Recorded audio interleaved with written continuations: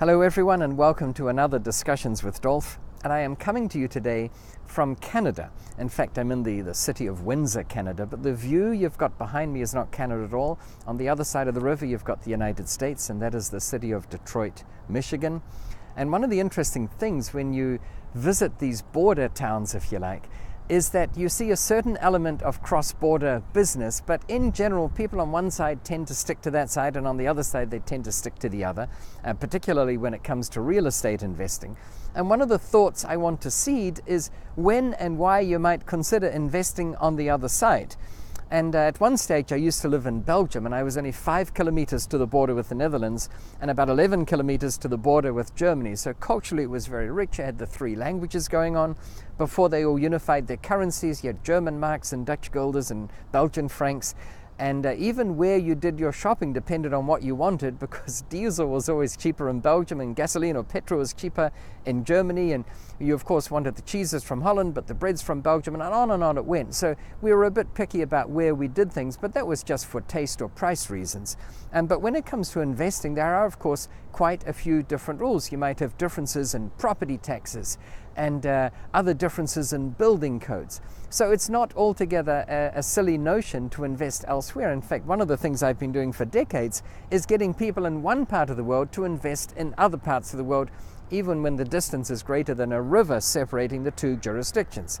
For instance, at one stage, the economy in the United States was so strong, and in down under countries like Australia, it was relatively weak. So we used to take investors from America down there, and they did very well.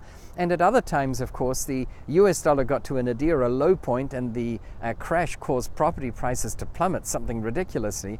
And at one stage, the Australian currency was very strong, so we'd get Australians to come over to the United States and invest there. So there's nothing wrong with that notion. In fact, we're becoming more and more of a global community, and I've always said, don't choose where you want to live based on where the investing is good. You can live just about anywhere, but don't necessarily invest where you live.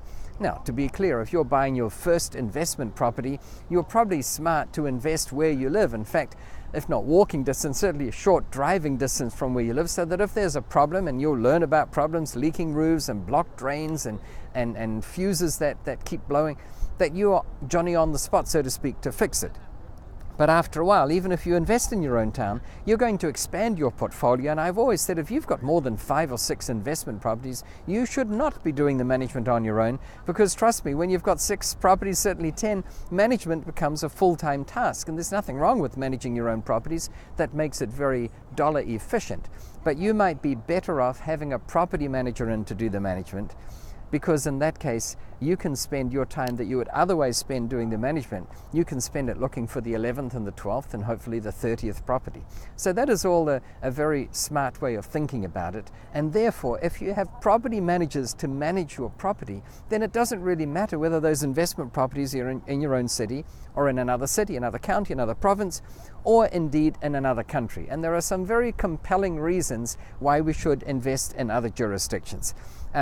Not the least of which is that you've then spread your risk a bit, because the world economy, although there is some correlation between countries, like with the global financial crisis, it's called the global crisis because it was global. But some parts of the world went down faster and more than others, and there was a delayed reaction in others. So if you have a spread of investments, then you tend not to have everything sink at once. In fact, when one is going down and turning around and coming back up, you can do well in that market while another market might still be going down. So I think there's a very compelling reason to have a spread of investments. Secondly, if you don't like travel, maybe only invest in your own town. You'll never have to leave home, so to speak.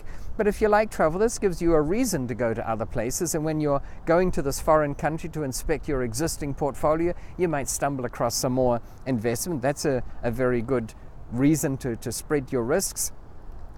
Currencies go up and down. One of the major reasons why we've got people from Asia at the moment investing in what we call first world countries is that they feel that the currency is more stable. and so that could be a contributing factor. And anyway, coming back to the situation we've got here between Windsor, Canada and Detroit, the United States, is that very few locals that I've spoken with actually even consider coming across one of the bridges or going under or through the tunnel to look at investing in another country. But I just want to open that thought that that is very much a possibility, and there could well be very good reasons for you to do so. Anyway, that's all we've got time for this week. I want to thank you for watching and wish you, as always, successful investing. Thank you so much.